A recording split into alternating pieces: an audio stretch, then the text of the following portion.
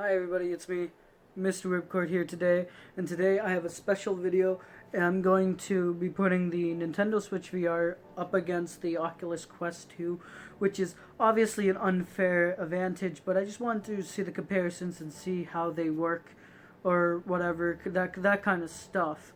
But in my opinion, if I were to actually do a comparison, it would actually be the Oculus Go versus the Nintendo Switch VR, because those are pretty similar.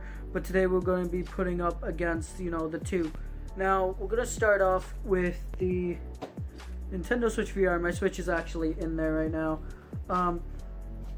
I think that the Switch has a much bigger FOV, but a really bad screen for VR. But it works for what it is, and Nintendo treats it more as a thing you would put back up on your shelf after when you're done with it. Now you're wondering where this head strap came from. It's a little mod that I did, is if your face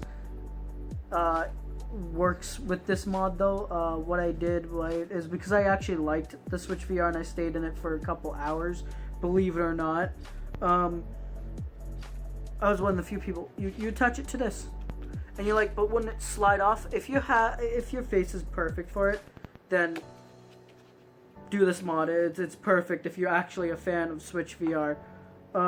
Also, with this VR, I modded it with a old mixed reality cushion that ripped off of my old one, and I attached it on to put the comfort so it stayed on my face nicely. So it has a weaker screen with 720p. That doesn't mean it's 720 in each eye. It's a 720p screen. But I like to say it, I might be wrong on this, but basically if you split a 720p screen in half, even though I don't think 480 plus 480 equals 720, correct me if I'm wrong if that does, which I really don't think it does because I'm bad at math, but it's basically like 480 per eye. But for some reason, screen door effect isn't as bad as, let's say, old VRs as like the CV1 or the Vive. The screen door effect was actually a bit better on this, a little less, but it's still a massive screen door effect, don't get me wrong. It comes with very less games, so many less VR games. All it has is like the Toy-Con VR, you got Mario Odyssey, Legends of Zelda, Smash Bros. You also got Spice and Wolf and Neon Wall, all in VR, on Switch VR. Which isn't a bad group of games, but it shows that no one was really interested in this. It was a cool gimmick, cool device. I loved it, and also the headset's made out of cardboard, and you slide the Switch in after you take off this piece here. But the Switch used to be a stronger than the Quest. The Quest 1. It's not as strong as the Quest 2, which we will get to that soon. The specs of the Switch is, I can't quite remember, I'm pretty sure it's a Tegra X1 chip with, it's like an APU, right? You got your graphics built in, same with the CPU. It has 4 gigs of RAM, and I'm not so sure about the speeds in this thing, but the battery in VR mode probably lasts about the same as the Quest. Air is also... it gets pretty warm in this headset, that's what I find. Plus, you can't charge it while you're playing, unless if you cut a hole here, which I was debating on doing, but I didn't want to wreck the head strap, or the headset, I meant to say. So I didn't do that.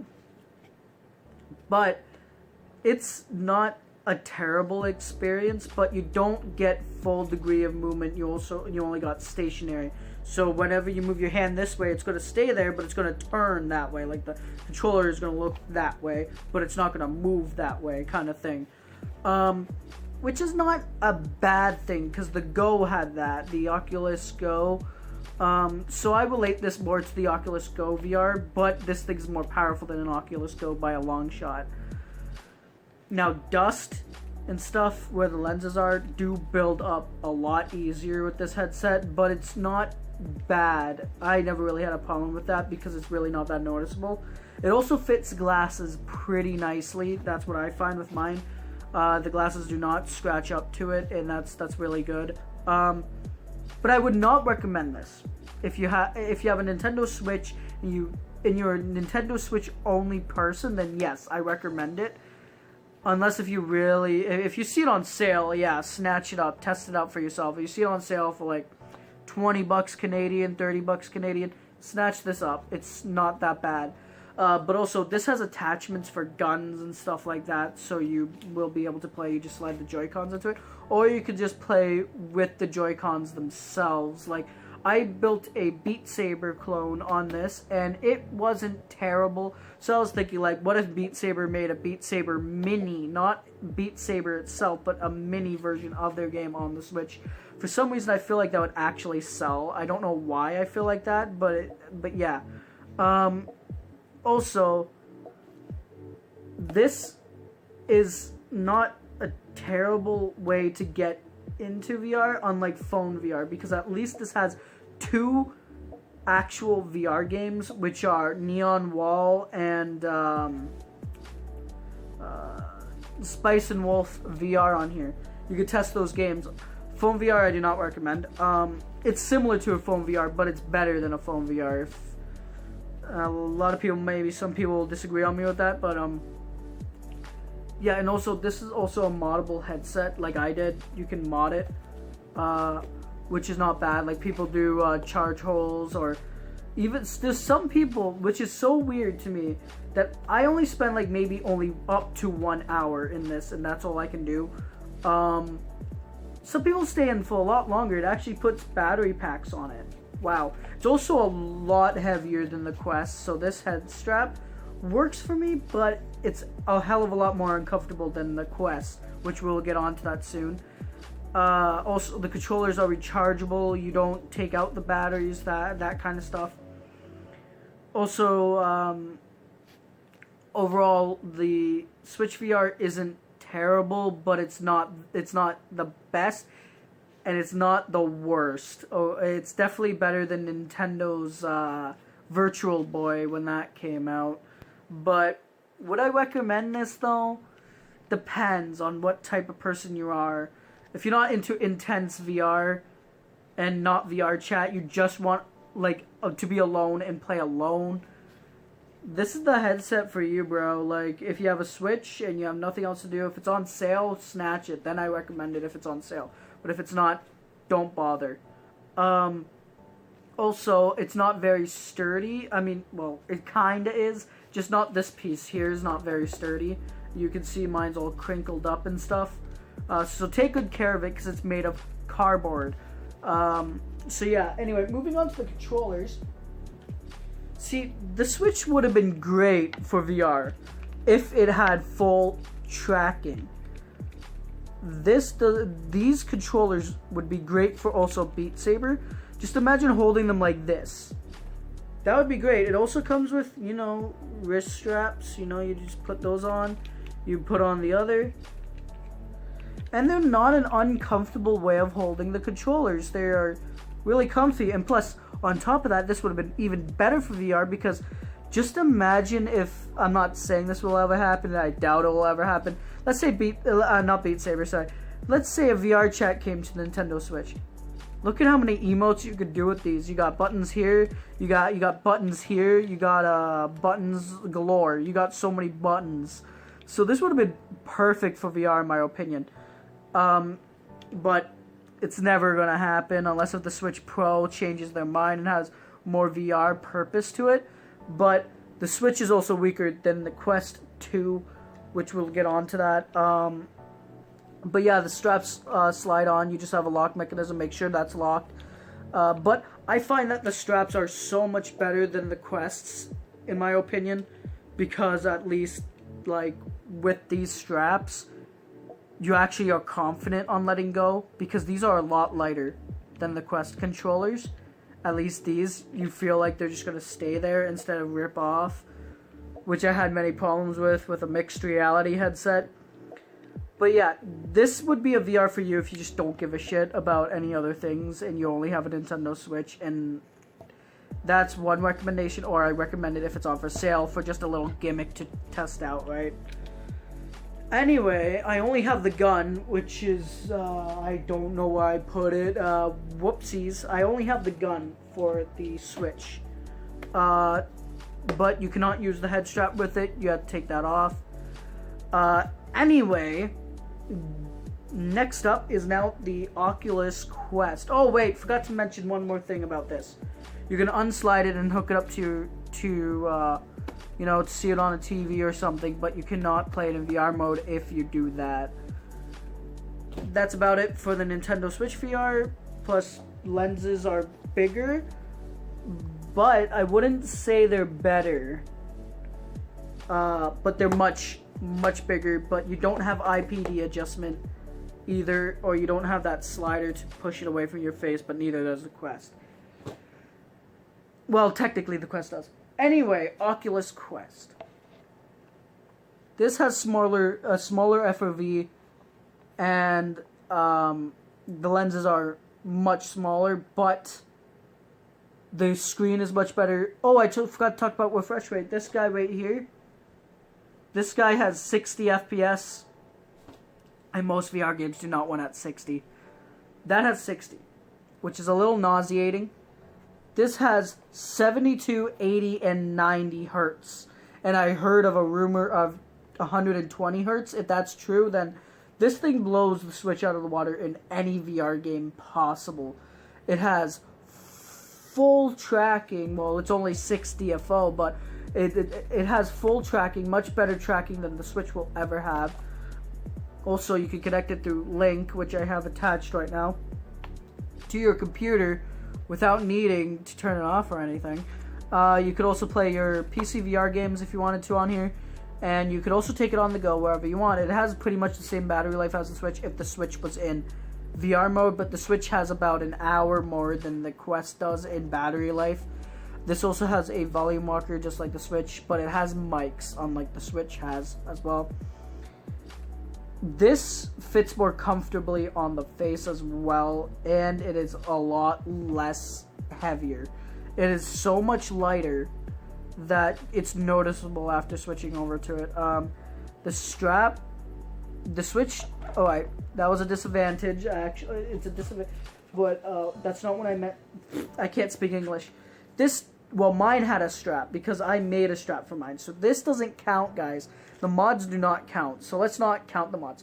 So the Switch VR does not have a strap when you first get it, unless if you do the mod.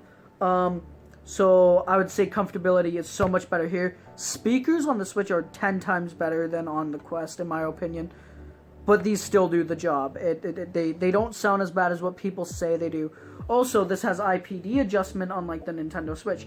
Screen resolution is so much more significant. This has a 3K, I like to call it 3K. It's a 3K display. That's what it has inside this. This tends to get more dirty than the Switch. Also, this one, I would say, is more portable than the Switch VR because you have to carry a huge cardboard thing around, and I don't know if you want to do that. And plus, this has so many more games for it, like Beat Saber, for an example. Great game for this, especially. Also, tracking for head movement is so much better than the Switch.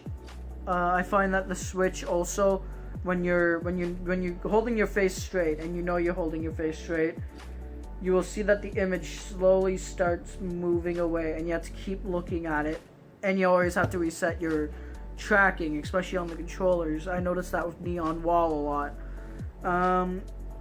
This, you don't have to worry about that at all. You could even turn off the big wall around you, your playroom. There we go. You can turn off like the playroom. That does not have a playroom, so you can literally want to enter anything, everything. Also, the attachments are a big thing you need for the Switch version of VR. The Quest, I would say, is probably more durable, only because that's cardboard. This isn't. Controller-wise, these are a little heavier than the Joy-Cons, but it's not bad. It's actually that nice heaviness you want. Also, they fit more comfortably in the hand, but the downside is it doesn't have as nearly as many buttons. But this has like full finger tracking, but only with your hand. But if they could do a combination of full hand tracking while holding onto the controller, that would be great, like the index, perfectly for VR chat kind of thing. This is in the way. Whoopsies. So Quest controllers are also bigger than the Joy-Cons by a huge amount. Look at that. Also, like I said, a lot more buttons. Buttons are also smaller, so your fingers might get more cramped depending on how big your hands are. These both fit your hands nicely, but there's more modifications for the Quest, like the Franken Quest mod, or the Halo strap, or just the straight up Elite strap with headphones or speakers or whatnot. But yeah, these controllers are a lot more comfortable to use. The joystick is also better. That has drift, and drift sucks. Now, there's no games out there that use the joystick on the Switch, I don't think, for VR yet, which is dumb, but who knows, maybe there will be more VR games out for the Switch. If so, that would be great for all you Switch VR gamers out there. Also, this has removable face pad. Also, you can fit your glasses better in this one than that one because it has a glasses spacer, which is nice. Has all sensors as well. It's basically proper VR on the go and also on the computer. So this is like the Switch of VR.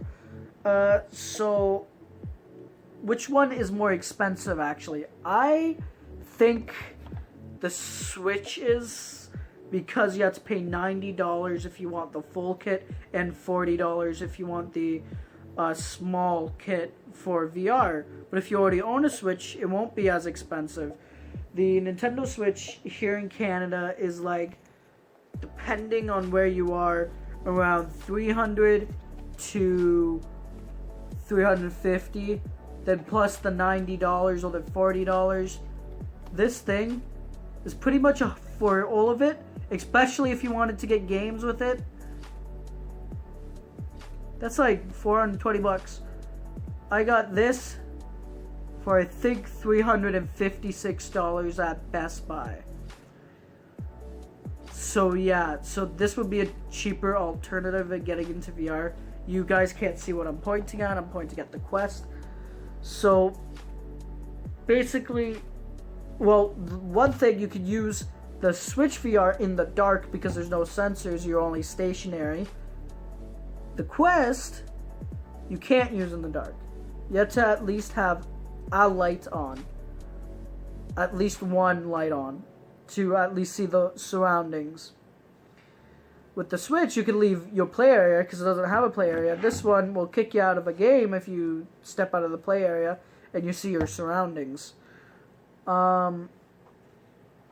You can use the Switch VR outside. This one I don't recommend to, because the lenses inside this headset, it's not the sensors, it's more the lenses inside the Oculus. Because if you place it down outside in the grass, up like this, sun will get through and destroy your screen and melt it. Which I don't know why you would do that anyway, so don't do that. Unless if you're wearing it on your face outside the whole time, or if you have a screen covered, then go off, I guess. It's your decision. Also not very good for playing outside, though, because of the sun. So if you find a shady area, then maybe this will work. Also, both of them, you don't need wires attached.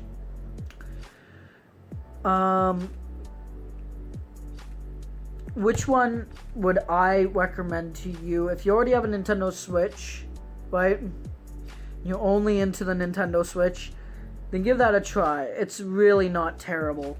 Then if you're giving, let's put this bad boy away here. Labo, yeah. Yep. So if you're,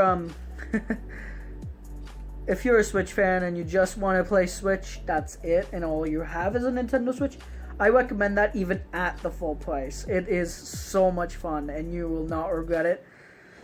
But I don't recommend it if you already have like a good gaming PC, or if you already know what VR feels like. Then I would get the Quest. If it's on sale though, the Switch VR version, then for both, either the $90 or the $40 one, $45 one, and if it's on sale for a cheaper price, then yes, go ahead. But it will end up, I will tell you and warn you right now, it'll most likely end up on your shelf to look fancy and nice up on your shelf. So without the modifications of the Switch VR, you'll have a lot less immersive experience, unless if you're playing with the gun. Because what I find is, especially playing the games, textures aren't bad, the games don't look bad, it's that the pixel density is so bad that you have a big screen door effect. But games are still very playable, and the frame rate will make you a bit sick if you're not used to that kind of frame rate. I am, because I've been playing with the Switch VR for a long time now, and I was a big fan of it. But I wouldn't say it's the best VR solution. So yeah, final conclusion here. Which one would I choose over the other? Oh, also, the Switch can play desktop games, if that makes sense, console games, as well as non-VR. So basically you got a 2-in-1 combo, but it's still not proper VR, so basically you're still missing out on VR, technically. Final conclusion, which one would I choose for VR gaming, on the go, or even plugged into a computer? Quest is it is going to be the VR I choose. Yeah, that's about it. Yeah, I have nothing more to say. Just the winner is clear. It's the Quest. Oh, they both have a headphone jack. They both have cooling fans, but I think the Switch gets better cooling than the Quest. Yeah. So that's about it. Yep. That's... I can't really think of more to talk about these two. So yeah, that's about it. So if you guys like this video, please hit that like button. If you think the comparison was unfair, I am so sorry. I know it's an unfair... Hi guys, sorry about that. My video cut out again. My phone is not doing so good for some reason on videos and stuff like that right now, and I don't know why, and I can't figure out why. So I might actually just buy a straight up camera for video editing and stuff like that when I'm talking in person, or maybe I'll just start recording on my computer instead and just get a webcam to show things instead. So basically I was just literally just getting on with the video. So I hope you guys have enjoyed. Leave a like if you liked the video. Please subscribe, and don't forget to ring that bell icon. Tell me in the comments below if this was a unfair fight, and I'm sorry for it being an unfair fight. I would have done a Oculus Go, but I don't have one of those, so I can't quite compare it like that. And I haven't tested one either, so I don't know what it's like. But yeah, I hope you guys liked the video. Comment down below if you guys have either Nintendo Switch VR or Quest, or any VR for that matter. That'd be cool. And I'll talk to you guys later. Bye-bye.